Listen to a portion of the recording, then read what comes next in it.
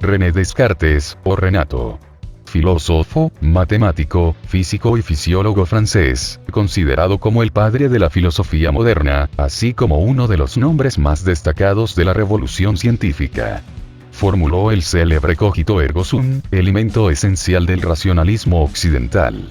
En física, está considerado como el creador del mecanicismo, y en matemáticas, de la geometría analítica.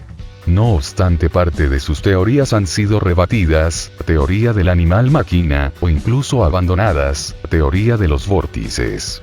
Su pensamiento pudo aproximarse a la pintura de Poussin, por su estilo claro y ordenado. Nace el 31 de marzo de 1596 en La Haye, en la Turena francesa. Pertenecía a una familia de la baja nobleza, siendo su padre, Joachim Descartes, consejero en el Parlamento de Bretaña. La temprana muerte de su madre, Jeanne Brochard, pocos meses después de su nacimiento, le llevará a ser criado en casa de su abuela materna, a cargo de una nodriza a la que permanecerá ligado toda su vida.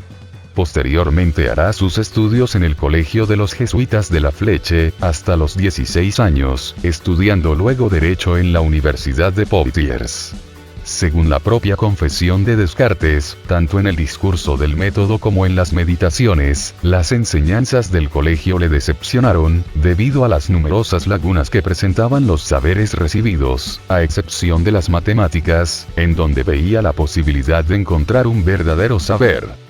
Esta muestra de escepticismo, que Descartes presenta como un rasgo personal es, sin embargo, una característica del pensamiento de finales del siglo XVI y principios del XVII, en los que, el pirronismo ejerció una notable influencia.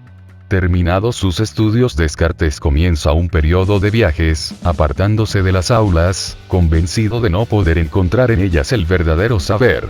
Por ello, tan pronto como la edad me permitió salir de la sujeción de mis preceptores, abandoné completamente el estudio de las letras. Y, tomando la decisión de no buscar otra ciencia que la que pudiera hallar en mí mismo o en el gran libro del mundo, dediqué el resto de mi juventud a viajar, a conocer cortes y ejércitos, a tratar con gentes de diversos temperamentos y condiciones, a recoger diferentes experiencias, a ponerme a mí mismo a prueba en las ocasiones que la fortuna me deparaba, y a hacer siempre tal reflexión sobre las cosas que se me presentaban, que pudiese obtener algún provecho de ellas. Discurso del método. Después de sus estudios, opta por la carrera de las armas y se enrola en 1618, en Holanda, en las tropas de Maurice de Nassau, príncipe de Orange.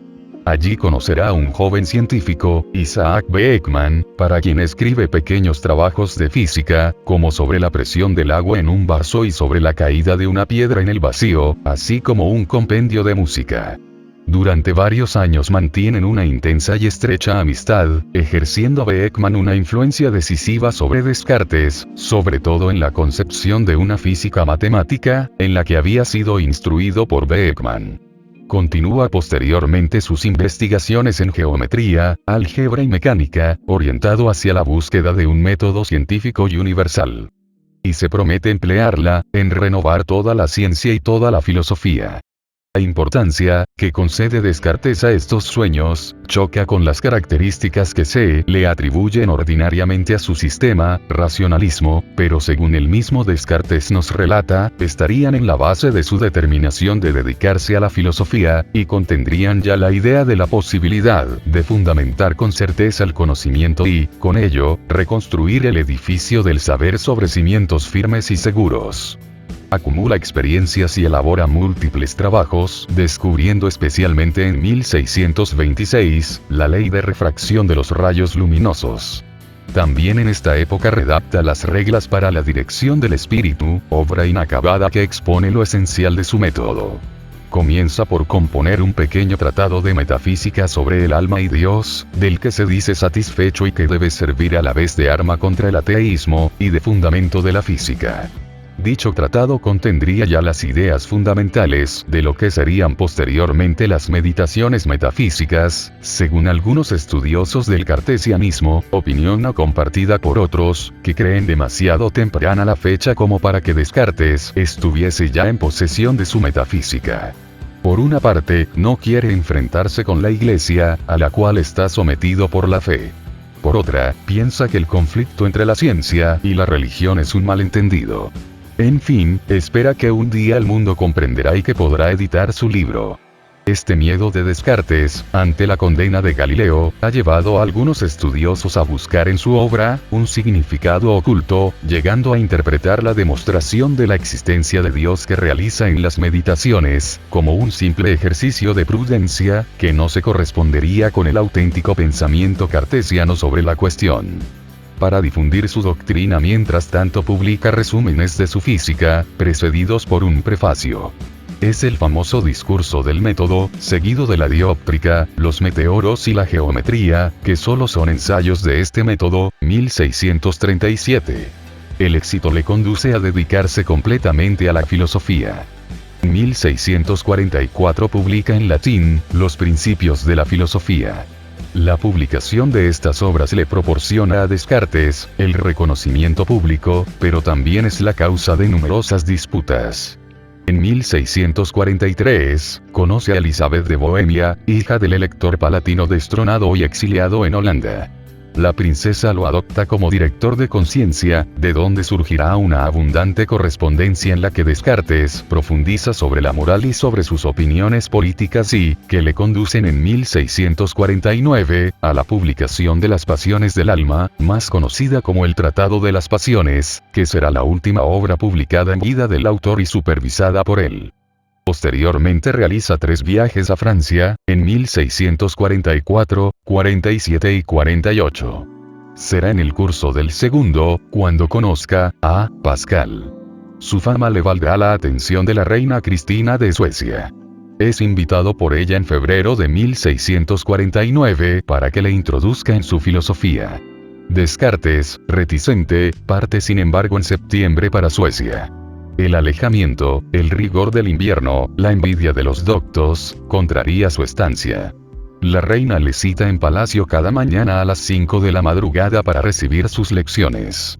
De esta forma determinó que los principios lógicos y matemáticos fundamentales del método son principios innatos, independientes de la experiencia. De esta manera, el pensamiento fue para Descartes, la condición del ser, y, el cogito, el principio, o punto de partida, del que la realidad puede ser deducida. El método de Descartes, parte de verdades evidentes, axiomas, para extraer o deducir a partir de ellas, otras verdades. Lo primero que hay que hacer es indagar, investigar, dudar, y así la propia duda deviene método o camino que orienta la búsqueda del saber. Según sus criterios, para pensar correctamente hay que pensar ordenadamente. Es decir, hay que seguir un método para avanzar paso a paso.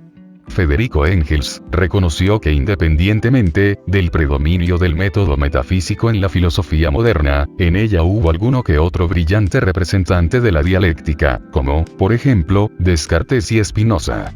Al conformar su método racionalista, puso en duda el valor de la lógica tradicional, porque, a juicio suyo, ésta en nada contribuye al descubrimiento de nuevas verdades.